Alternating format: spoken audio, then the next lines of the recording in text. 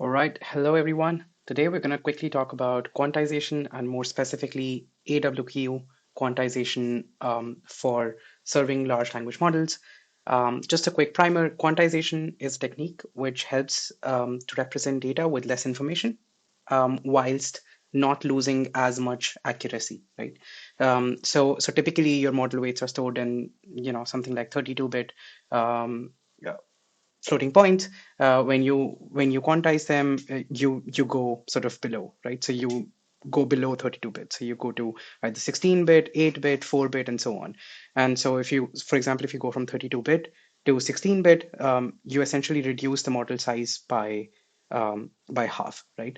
And so on. So you reduce the memory consumption, and in some cases, this also results in speed up of inference as well, right? Within transformers, we support a couple of different quantization methods. So first of all is AWQ, which is activation aware weight quantization. Then there is auto GPTQ. Then there's also bits and bytes, right? All of these have their own pros and cons. We would not be covering all of them in this video. However, you can look at this guide on the Hugging Face page, which is on quantization, which covers all of these along with how exactly can you use them with your transformers code base as well. So in this one, we'll talk about AWQ, which is activation aware weight quantization.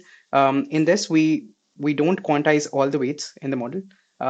Instead, we preserve a small percentage of these weights, and this percentage of the weights is essentially important to the large language model, right? So if you quantize everything, then it could be that the model has a really high quantization loss, which means that it does not perform as well as how it would in FP32 or in FP16. But in this case, we preserve small percentage of these weights, which lead to higher performance, right? And there are multiple ways to do it. So, for example, there is LLM AWQ, there is auto AWQ, there is optimum and so on.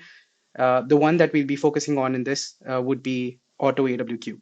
But the process, by and large, is similar to how LLM AWQ works. Um, the way this works is quite simple. You just have to pass in a quantization config, which is similar to this, which says that what is the quant method, what's the bit size, what kind of version do you want, and you would need to have auto AWQ installed for you to be able to benefit from this, right? And the way this works is very simple in the and I'm just going through the documentation so you can also go through this, which is that you just load your model.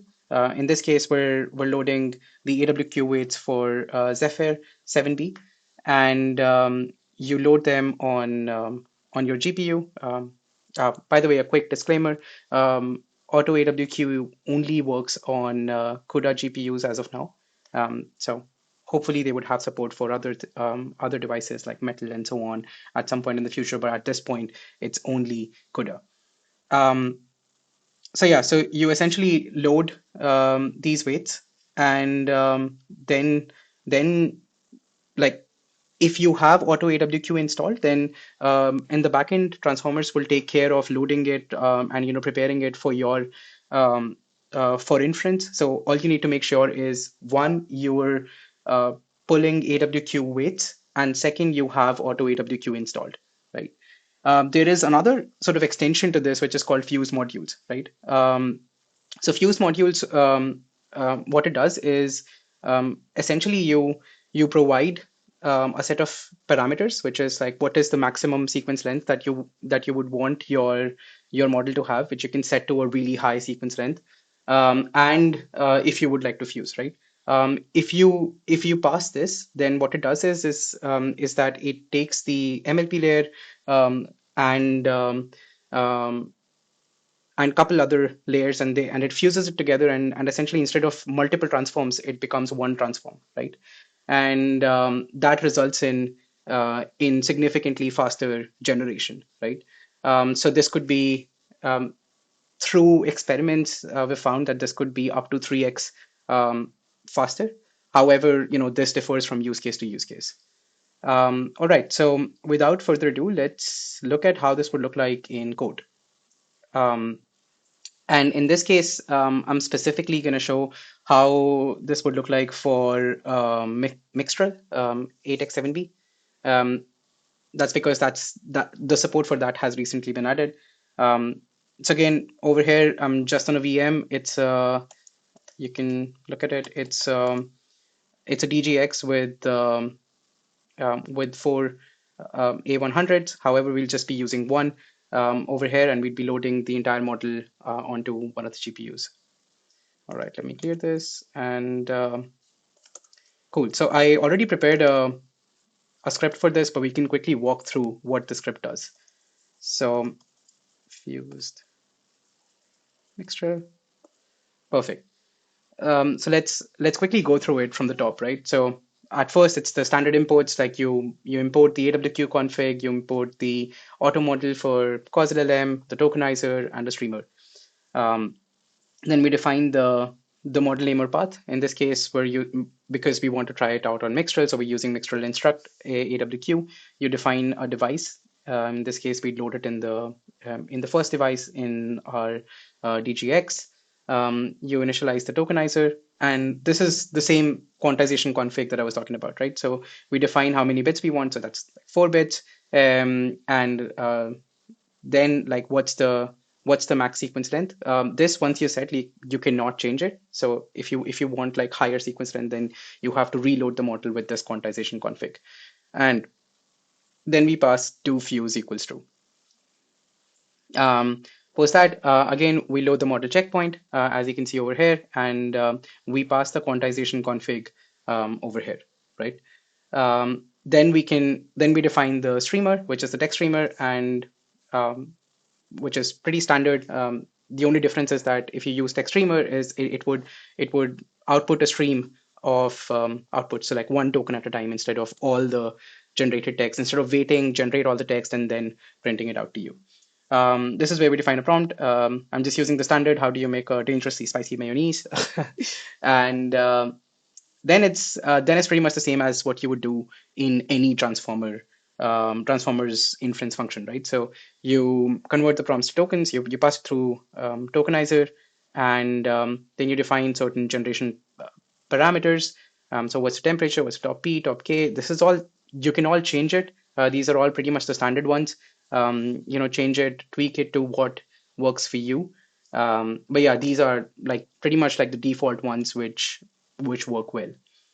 Um, yeah, and that's it. And then you generate, and um, you pass the generate um, through the tokenizer, and then you get the output, right? Actually, I just realized I this is not correct. So let me quickly remove this from here. All right. So we save it, and let's quickly check if we can get GPU stats. So this is showing the exact current GPU stats. So right now you can see that the zero GPU over here is free. There's nothing loaded on it. So let's try and run something on it. So Python run fused mixture. Let's run this, and at the same time, let's pull this up. So you can see that now it's loading it up in memory. So you can see the memory increase. And so at its peak, it's roughly 24 points something gigs, and it's outputting everything. So you can see, to make dangerously spicy mayo, mix 1 cup of regular mayo, and so on and so forth. Um, so this kind of works great, right? Um, let's maybe give it a different prompt and see how this works.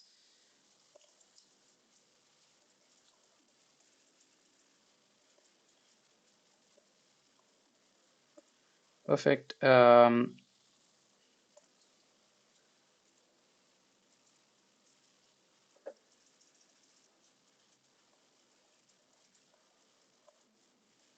Theory of relativity. Maybe that. I'm just giving it anything right now to Um, see how that goes. So let's quickly check. There's nothing on the GPU again. Um, let's run this.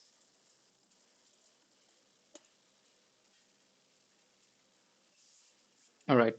So again, over here you can see as it increases, um, it's loading the weights, and now it's just it's printing as is. You can see that the memory consumption hovers pretty much around 24 point something to 25 gigs and so on.